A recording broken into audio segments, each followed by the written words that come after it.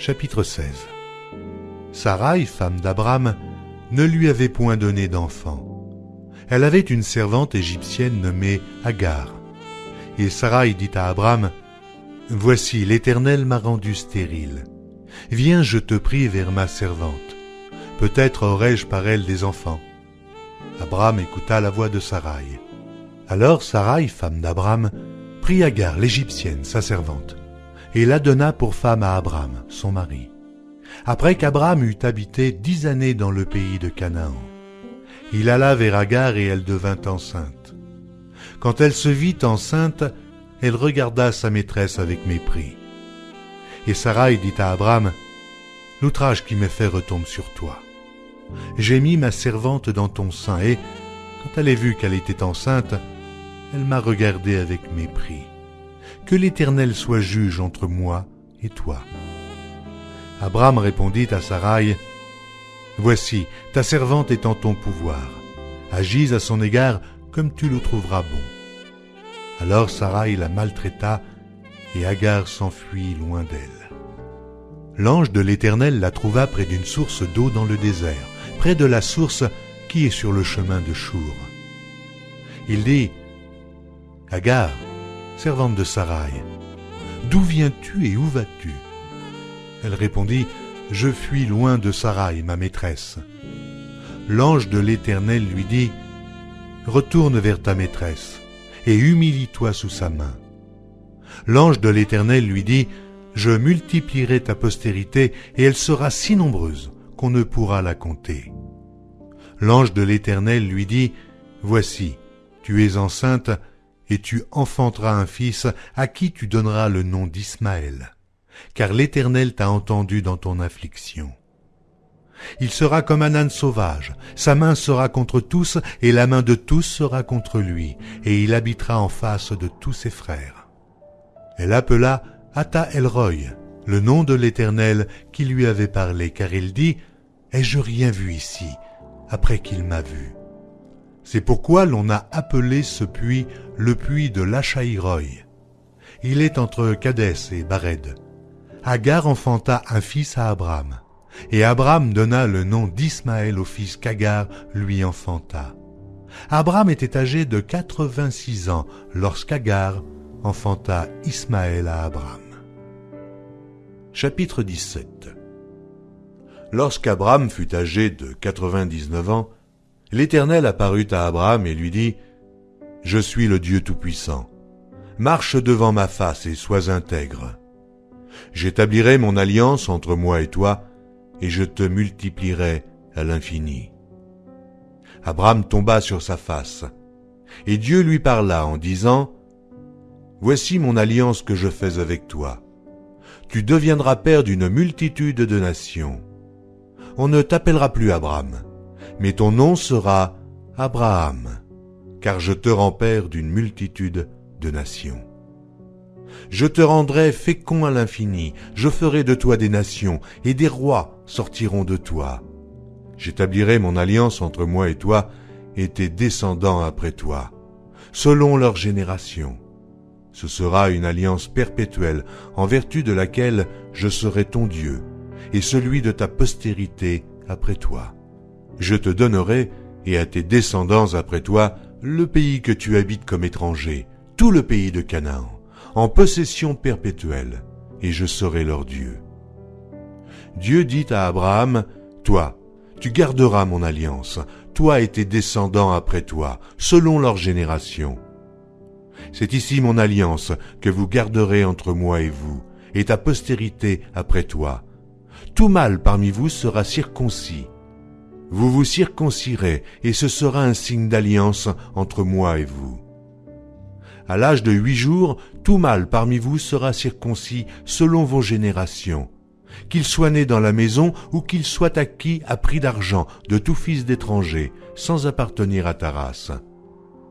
On devra circoncire celui qui est né dans la maison et celui qui est acquis à prix d'argent, et mon alliance sera dans votre chair une alliance perpétuelle. Un mâle incirconcis, qui n'aura pas été circoncis dans sa chair, sera exterminé du milieu de son peuple. Il aura violé mon alliance. Dieu dit à Abraham, « tu ne donneras plus à Saraï ta femme le nom de Saraï, mais son nom sera Sarah. Je la bénirai et je te donnerai d'elle un fils. Je la bénirai et elle deviendra des nations. Des rois de peuples sortiront d'elle. Abraham tomba sur sa face. Il rit et dit en son cœur, naîtra-t-il un fils à un homme de 100 ans? Et Sarah, âgée de 90 ans, enfantera-t-elle? Et Abraham dit à Dieu, oh, qu'Ismaël vive devant ta face. Dieu dit, certainement Sarah ta femme t'enfantera un fils, et tu l'appelleras du nom d'Isaac.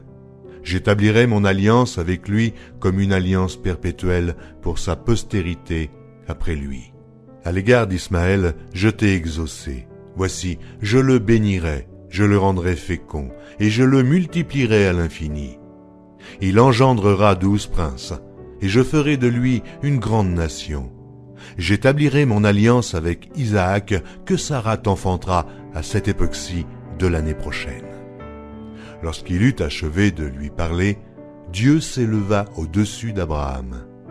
Abraham prit Ismaël, son fils, tous ceux qui étaient nés dans sa maison et tous ceux qu'il avait acquis à prix d'argent, tous les mâles parmi les gens de la maison d'Abraham, et il les circoncit ce même jour, selon l'ordre que Dieu lui avait donné.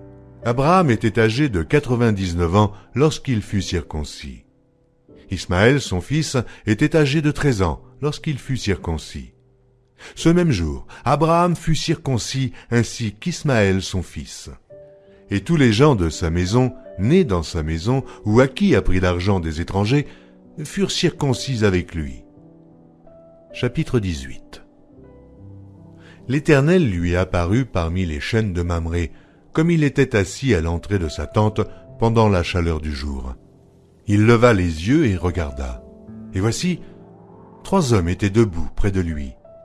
Quand il les vit, il courut au-devant d'eux depuis l'entrée de sa tente et se prosterna en terre. Et il dit, « Seigneur, si j'ai trouvé grâce à tes yeux, ne passe point, je te prie, loin de ton serviteur. Permettez qu'on apporte un peu d'eau pour vous laver les pieds, et reposez-vous sous cet arbre. J'irai prendre un morceau de pain pour fortifier votre cœur, après quoi vous continuerez votre route, car c'est pour cela que vous passez près de votre serviteur. » Ils répondirent, « Fais comme tu l'as dit. » Abraham alla promptement dans sa tente vers Sarah, et il dit, « Vite, 3 mesures de fleur de farine, pétris et fais des gâteaux. » Et Abraham courut à son troupeau, prit un veau tendre et bon, et le donna à un serviteur qui se hâta de l'apprêter. Il prit encore de la crème et du lait avec le veau qu'on avait apprêté, et il les mit devant eux. Il se tint lui-même à leur côté, sous l'arbre, et ils mangèrent. Alors ils lui dirent, « Où est Sarah, ta femme ?» Il répondit, « Elle est là, dans la tente. » L'un d'entre eux dit, « Je reviendrai vers toi à cette même époque, et voici Sarah, ta femme, aura un fils. » Sarah écoutait à l'entrée de la tente qui était derrière lui. Abraham et Sarah étaient vieux, avancés en âge, et Sarah ne pouvait plus espérer avoir des enfants. Elle rit en elle-même en disant, « Maintenant que je suis vieille, aurai-je encore des désirs? Mon Seigneur aussi est vieux. » L'Éternel dit à Abraham, « Pourquoi donc Sarah a-t-elle ri en disant, « Est-ce que vraiment j'aurai un enfant, moi qui suis vieille? » Y a-t-il rien qui soit étonnant de la part de l'Éternel?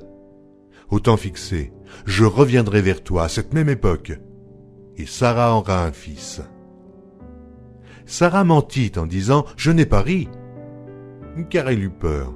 Mais il dit, « Au contraire, tu as ri. » Ces hommes se levèrent pour partir, et ils regardèrent du côté de Sodome. Abraham alla avec eux pour les accompagner. Alors l'Éternel dit, « Cacherai-je à Abraham ce que je vais faire? Abraham deviendra certainement une nation grande et puissante, et en lui seront bénies toutes les nations de la terre. Car je l'ai choisi afin qu'il ordonne à ses fils et à sa maison après lui de garder la voie de l'Éternel, en pratiquant la droiture et la justice, et qu'ainsi l'Éternel accomplisse en faveur d'Abraham les promesses qu'il lui a faites. Et l'Éternel dit, « Le cri contre Sodome et Gomorrhe s'est accru, et leur péché est énorme. C'est pourquoi je vais descendre, et je verrai s'ils ont agi entièrement selon le bruit venu jusqu'à moi. Et si cela n'est pas, je le saurai. » Les hommes s'éloignèrent et allèrent vers Sodome. Mais Abraham se tint encore en présence de l'Éternel. Abraham s'approcha et dit, « Feras-tu périr le juste avec le méchant? Peut-être y a-t-il 50 justes au milieu de la ville. Les feras-tu périr aussi? Et ne pardonneras-tu pas à la ville à cause des 50 justes qui sont au milieu d'elle? Faire mourir le juste avec le méchant, en sorte qu'il soit du juste comme du méchant. Loin de toi cette manière d'agir, loin de toi. Celui qui juge toute la terre n'exercera-t-il pas la justice? » Et l'Éternel dit, « Si je trouve dans Sodome 50 justes au milieu de la ville, je pardonnerai à toute la ville à cause d'eux. » Abraham reprit et dit, « Voici, j'ai osé parler au Seigneur, moi qui ne suis que poudre et cendre. Peut-être des 50 justes, en manquera-t-il 5? Pour 5, détruiras-tu toute la ville? » Et l'Éternel dit, « Je ne la détruirai point, si j'y trouve 45 justes. » Abraham continua de lui parler et dit, « Mais peut-être s'y trouvera-t-il 40 justes? » Et l'Éternel dit, « Je ne ferai rien à cause des 40. » Abraham dit, « Que le Seigneur ne s'irrite point, et je parlerai. Peut-être s'y trouvera-t-il 30 justes. » Et l'Éternel dit, « Je ne ferai rien si j'y trouve 30 justes. » Abraham dit, « Voici, j'ai osé parler au Seigneur. Peut-être s'y trouvera-t-il 20 justes. » Et l'Éternel dit, « Je ne la détruirai point à cause de ces 20. » Abraham dit, « Que le Seigneur ne s'irrite point, et je ne parlerai plus que cette fois. Peut-être s'y trouvera-t-il 10 justes. » Et l'Éternel dit, « Je ne la détruirai point à cause de ces 10 justes. » L'Éternel s'en alla lorsqu'il eut achevé de parler à Abraham, et Abraham retourna dans sa demeure.